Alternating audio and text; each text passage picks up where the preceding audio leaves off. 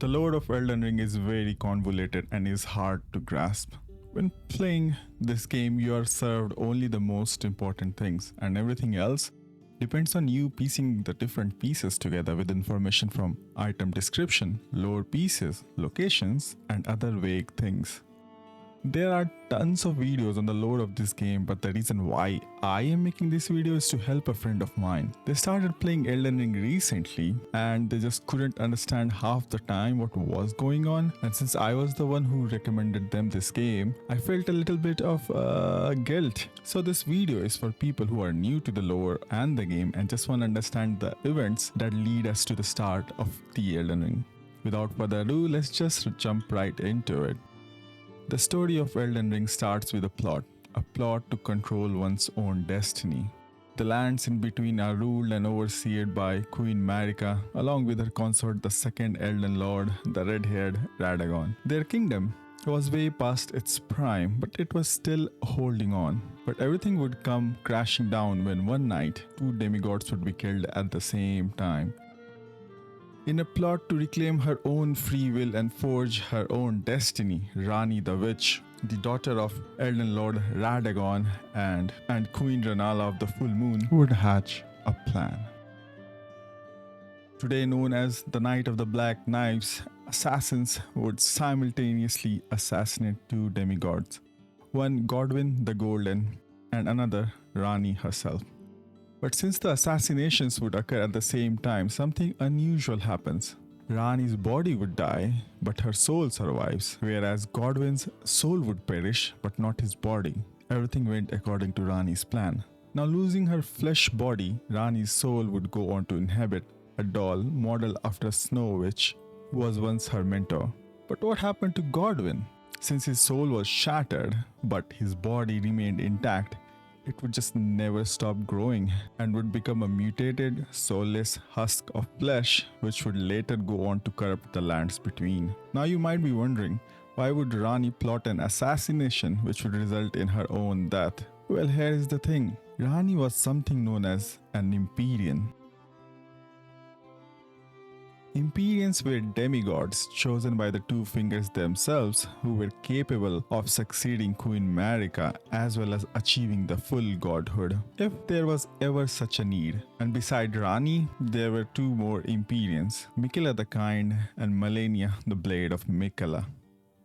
But this also meant Rani had no free will of her own and her destiny was chosen by the Two Fingers. Because you see, being an Empyrean forces you to be bound to the wills of the Two Fingers, and something like that, my proud waifu would never accept. And to break free from this predestined course of her life, she saw only one way out, that is, to kill herself. But these assassinations would have an unintended consequence. Overcome by the grief of losing her golden child Godwyn, Queen Marika would shatter the Elden Ring, plunging the land in an era of war, destruction and chaos called the Shattering Wars. During this age of conflict and chaos, demigods would wage war against each other, trying to unite the lands between under their own banner, but none would succeed. The land would neither see a new god nor be united under a new Elden Lord. And when the dust would settle, several people would carve off the lands between them, pun intended.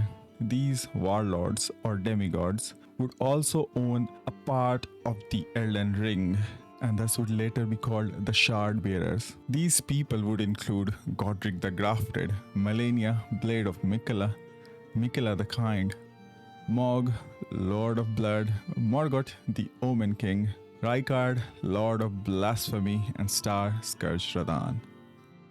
In the end, the world itself would get tired of these senseless wars and would invite a group of people called Tarnished back into the lands in between, so that one of them can defeat the Shard Bearers and become Elden Lord, thus restoring the peace to the land in the process. Now you might ask, who were these Tarnished? Let's rewind a bit. You might recall, when I talked about Radagon, I called him the second Elden Lord. There was one more Elden Lord before him. His name was Godfrey. But after some wars and events, Queen Marika would strip Godfrey of grace and would exile him along with his warriors.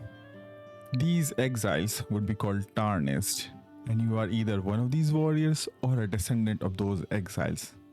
And now you are back to the land which forsook you long ago, as the Earth tree calls you back again, restoring your grace so that you can defeat all the shard bearers and unite the land long divided under banners, becoming the Elden Lord, restoring the Elden Ring.